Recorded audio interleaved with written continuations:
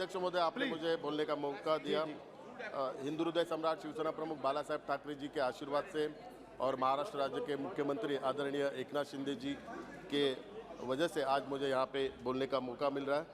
मैंने सबसे पहले मैं विरोधी पक्ष ने जो अविश्वास प्रस्ताव लाया, मैं उसका विरोध करता हूँ और मणिपुर के बारे में पूरे सदन में चर्चा चल रही है। मणिपुर के बारे में चर्चा होनी चाहिए, इसके लिए अविश्वास ठराव यहाँ पे लाया गया। लेकिन दुर्भाग्य है, मणिपुर में आग लगी है लेकिन वो आग बुझाने का काम कोई नहीं कर रहा है। विरोधी पक्ष से जो भी वक्तव्य हो रहा है वो आग लगाने का काम का वक्तव्य हो रहा है। ये बहुत ही दुर्भाग्यपूर्वक है। लेकिन मैं अपने गृह मंत्री आदरणीय अमित शाह जी का धन्यवाद मानता हूँ, अभिनंदन करता हूँ। कल उन्होंने जो वक्तव्य किया और मणिपुर के बारे में जो जानकारी सदन को दी, इसके लिए मैं उनका धन्यवाद मानता हूँ। और सरकार की तरफ से क्या क्या वहाँ पे उपाय किए गए, इसकी पूरी उन्होंने जानकारी दी। तो आज सदन को ये भी मैं बताना चाहता हूँ कि मणिपुर में शिवसेना की तरफ से भी वहाँ पे रिलीफ कैंप लगाए गए, मेडिकल कैंप भी लगाए गए। महाराष्ट्र राज्य के मुख्यमंत्री आदरणीय एकनाथ शिंदे जी ने हमारे वहाँ के राज्य प्रमुख तोम्बी सिंह, इनके माध्यम से लोगों को राहत कैसे मिलेगी इसका पूरा प्रयास कर रहे हैं। महाराष्ट्र की तरफ से हम वहाँ पे पूरी मदद वहाँ पे भेज रहे हैं। वहाँ पे रेशनिंग की किट हो, बच्चों के एजुकेशन की साहित्य हो और हेल्थ से रिलेटेड सभी चीज़ें हम महाराष्ट्र से वहाँ पे भेज रहे हैं। और महाराष्ट्र राज्य के मुख्यमंत्री खुद हमारे शिवसेना के जो राज्य प्रमुख हैं उनके माध्यम से उसका पूरा ब्यौरा ले रहे हैं।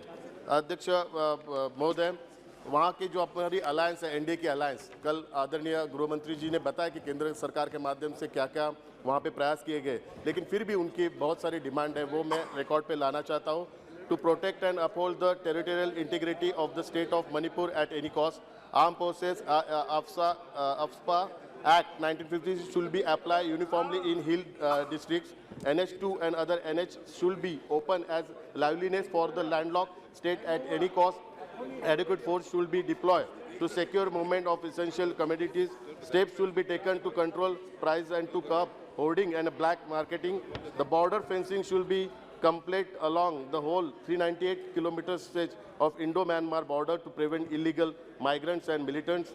Victims due to communal clashes should be compensated of losses of their properties destroyed in the clashes, and also people should be rehabilitated as soon as possible. To implement NRC with base year on 31st December 1961 immediately.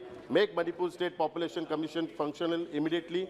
Manipur land law may be amended to make it uniform land law in Manipur. Ban on internet may be lifted.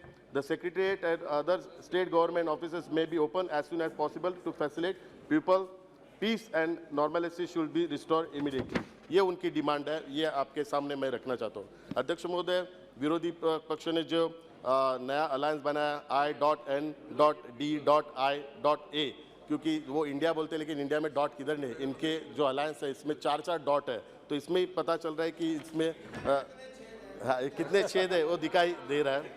और लोगों को, क्योंकि पहले UPA नाम था, UPA नाम भ्रष्टाचार से जुड़ा हुआ है, इसके लिए उसको छुपाने के लिए ये नया नाम इन्होंने लिया है। लेकिन आज भी पूरे विश्व में आप जाओगे तो भारत यानी कि मोदी जी का नाम लिया जाता है। आप विश्व में कहाँ पे भी जाएंगे तो आपको पूछेंगे कि आप कहाँ से आए, तो आप कहेंगे भारत, या वो तो बताएंगे कि मोदी जी का नाम आता है। तो मैं पूरे इतिहास में जाना चाहता हूँ। भारत शब्द में संस्कृत शब्द भः का अर्थ है प्रकाश। भारत शब्द का अर्थ है प्रकाश में मग्न होकर डूब जाना। अंधकार से प्रकाश की ओर जाना ही भारतीय संस्कृति है। तमसोमा ज्योतिर्गमय आए, अंधकार से प्रकाश की ओर चले, ऐसा मंत्र का अर्थ है। प्रधानमंत्री श्री नरेंद्र मोदी जी देश को अंधकार से प्रकाश की ओर ले जा रहे, यही भारतीयता है। और उनका विरोध करने के लिए एक एजेंडे के पर एकजुट हुई विपक्ष टूटी हुई एक तांबे पीतल का एक विध्वंसक गठबंधन देश को अंधकार की ओर ले जाने वाला है। इसलिए मैं अविश्वास प्रस्ताव का विरोध कर रहा हूं, क्योंकि मैं एक भारतीय हूं। भारत शब्द की एक उत्पत्ति भारत नाम के 3 महापुरुषों से हुई है। शकुंतला और दुष्यंत के पुत्र राजा भरत की कहानी महाभारत के एक महाकाव्य में आती है। भगवान श्री रामचंद्र के भाई भरत से हमारा परिचय रामायण में मिलता है। भरत का आदर्श भाई का प्रतीक है, जिन्होंने केवल भाईचारे के प्रेम और सिद्धांत के लिए सत्ता का त्याग किया था। भरत मुनि, जिन्होंने नाट्यशास्त्र लिखा है। हमारे देश के संगीत, नाटक, नृत्य जैसी भी कलाओं की उत्पत्ति इसी विज्ञान से मानी जाती है। ये 3 भरत क्रमशः शिव, सत्य और सुंदर तत्व को प्रेरित करते हैं। यही सिद्धांत मतलब भारत है।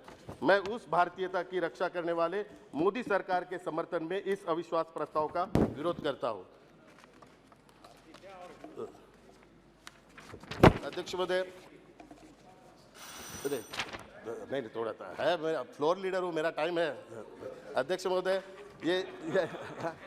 ये लड़ाई है जन विश्वास से विरुद्ध अविश्वास की, और आपको पता है कि आदरणीय मोदी जी के आप जानते हैं कि समय की सीमा है, प्लीज आपको समय की पता है सीमा का कि ध्यान रखिए। मोदी जी और आपको पता है दूसरा भारत नाम है, दूसरा अपना नाम हिंदुस्तान है, क्योंकि हिंदू हृदय सम्राट शिवसेना प्रमुख बाला साहब ठाकरे का कहना है कि देश को अलग हिंदू राष्ट्र बनाने की जरूरत नहीं है, क्योंकि ये हिंदू राष्ट्र है। इसलिए वे बड़े गर्व से भारत को हिंदुस्तान कहते थे। हम भी सदैव एक ही शब्द का प्रयोग करते आए। इंडिया और हिंदुस्तान, ये दोनों ही शब्द सोच है और एक परंपरा है, चमकदार विरासत है। तो दूसरी इंडिया शब्द में क्या है? यह नाम यूरोप के आक्रमणकारियों का द्वारा दिया गया है, जो नहीं जानते कि भारत क्या है। यह नाम निरर्थक, इसमें पारतंत्र की गंध है। अगर किसी को भी ऐसा ही लगता है तो लगने दो। उनकी और हमारी संस्कृति अलग है। हमारी संस्कृति इसी मिट्टी में है, इसकी रक्षा करना हमारा कर्तव्य है। इसलिए यह मेरा कर्तव्य है कि मैं भारत के रक्षक प्रधानमंत्री श्री नरेंद्र मोदी जी के साथ खड़ा रहूं। अध्यक्ष महोदय, शरद जोशी जो किसान संघ के संस्थापक थे, उन्होंने कहा था कि एक है देश के बारे में कहा था, एक है इंडिया और दूसरा है भारत देश में। भारत देश में उत्पादक किसान होते हैं, यह भारत देश है। दूसरा इंडिया किसानों के शोषण के आधार पर जीने वाले मुक्तखोरों का देश है। खुद को इंडिया कहने वाले गठबंधन ने मान लिया है कि वह शोषकों का प्रतिनिधि है। हम भारत है, हम किसानों और मजदूरों के प्रतिनिधि है।